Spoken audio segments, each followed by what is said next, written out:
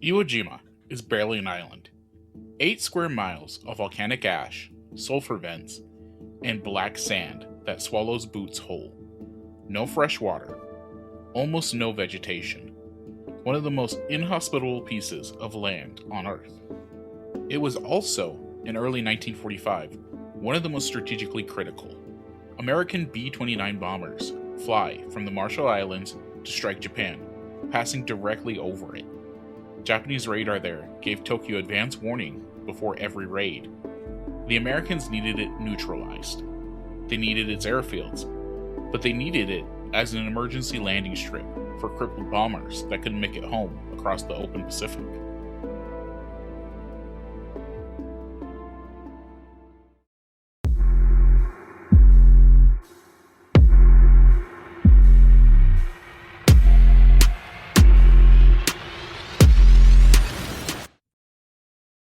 The Japanese commander, General Tadaichi Kobayashi, understood all of this. He also understood he couldn't stop the invasion. So he changed his objective from winning the battle to making it so expensive that the American public would lose its will for the next step, a land invasion of Japan itself. He spent months turning Iwo Jima into an underground fortress. 11 miles of tunnels, hundreds of reinforced bunkers with walls up to 5 feet thick, artillery pre-sighted on beaches, machine guns positioned with interlocking fields of fire, covering every approach. When 74 straight days of American naval bombardment rained down on the island before the invasion, his men went underground and waited.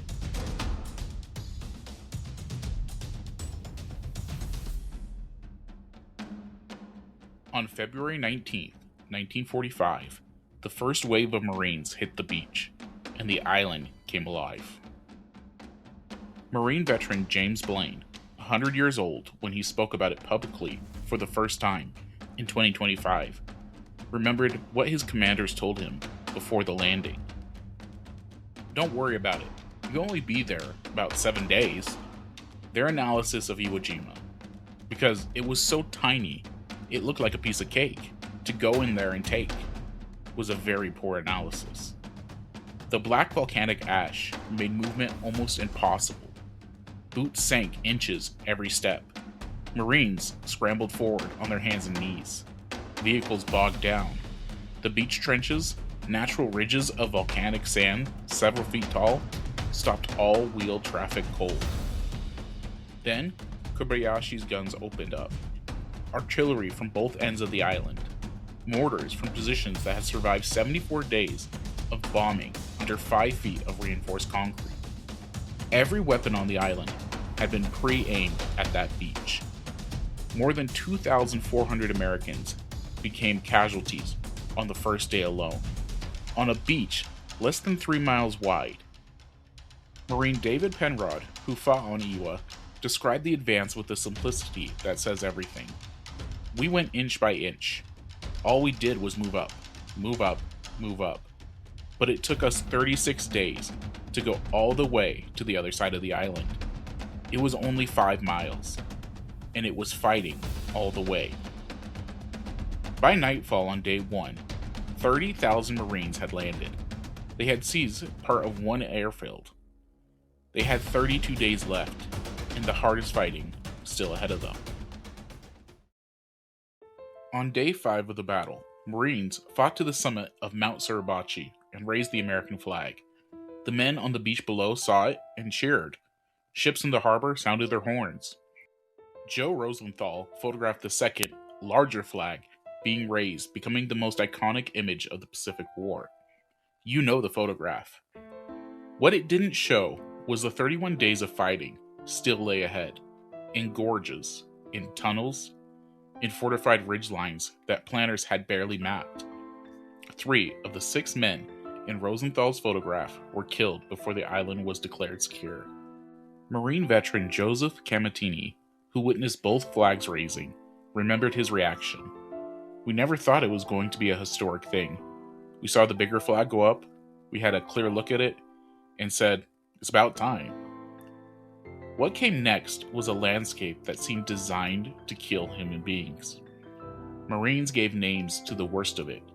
the meat grinder, a complex of mutually supporting positions where nearly 850 Americans were killed fighting for a single cluster of ridgelines.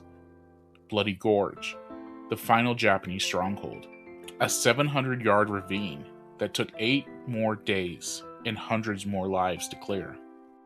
Of the 21,000 Japanese defenders on the island, only 216 were taken prisoner. The rest rather died than surrendered.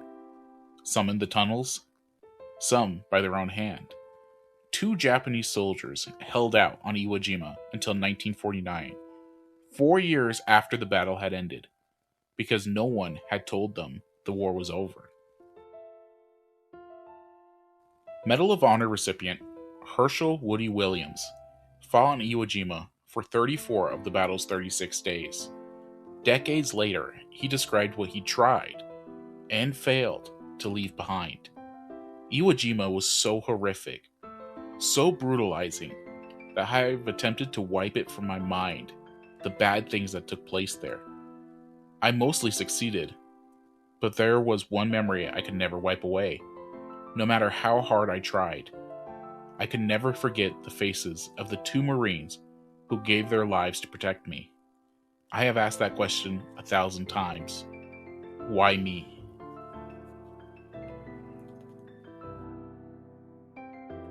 James Blaine didn't talk about Iwo Jima for more than 4 decades. His son, Phil, described what finally came out when his father opened up. He told me some of the things that caused that PTSD. It's some real oh my god kind of stuff. When someone has PTSD, it may be from a car wreck or some horrible thing, a one-time event, but he saw 30 or 40 of these shocking things that stick with you forever. So now I get it. Veterans, clam up. Williams returned home to nightmares, seeing fire spreading on the walls of his bedroom, waking in a cold sweat from images that wouldn't fade. He found his way through faith and community. His brother, who also served, never did. The brother suffered what many Marines then called a crack-up, what we now understand as PTSD. His outcome was profoundly different. Ira Hayes, one of the 6 men in Rosenthal's photograph, came home a celebrated hero and spent the rest of his short life unable to outrun what he had seen.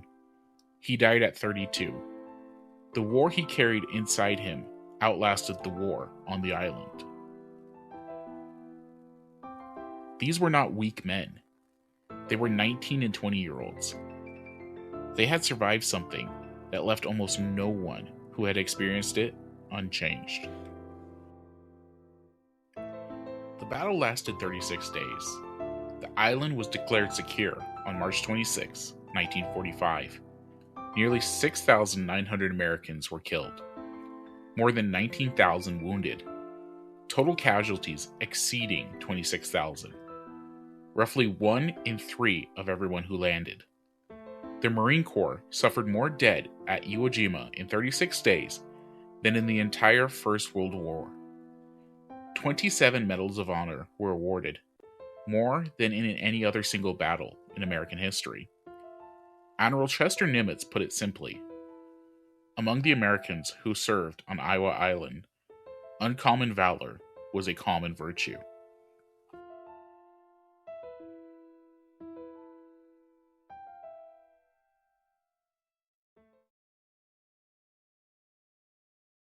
Two Marine expeditionary units sailing to this island. We did Iwo Jima. We can do this. The Marines, my money is always on the Marines. I don't know if you take the... Senator Graham's comparison of Kharg Island to Iwo Jima drew immediate pushback, not just from Democrats, but from Republicans and military analysts across the political spectrum. His critics were right that the scale and circumstances are very different. Military experts have noted that Kharg Island operation, whatever its risk, would not be the same as 70,000 Marines storming a fortified volcanic island defended by 21,000 soldiers who had sworn to die rather than surrender. But his critics were also pointing at something real. When a political leader reaches for Iwo Jima as shorthand for a difficult but doable military mission, they are borrowing the weight of nearly 7,000 American deaths to make a political argument. And borrowed weight has a cost.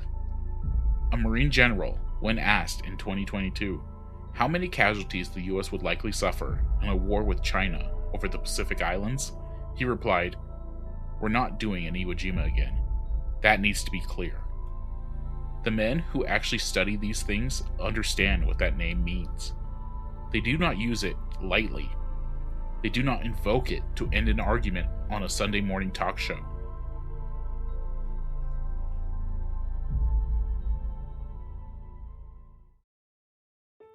James Blaine, 101 years old as of this recording, one of the last men alive who walked that beach, was asked recently why he finally started talking about Iwo Jima after decades of silence. "So many of my friends are gone, and they're not around to tell stories. And if people want to know that sort of history, I've made my mind up that I'm still here to do it, if it's necessary." Iwo Jima is necessary to understand, not as a symbol, not as a slogan, as a specific thing that happened to specific people on a specific island. 36 days of fighting that consumed more than a generation's worth of Marines' lives for 8 square miles of sulfur and rock.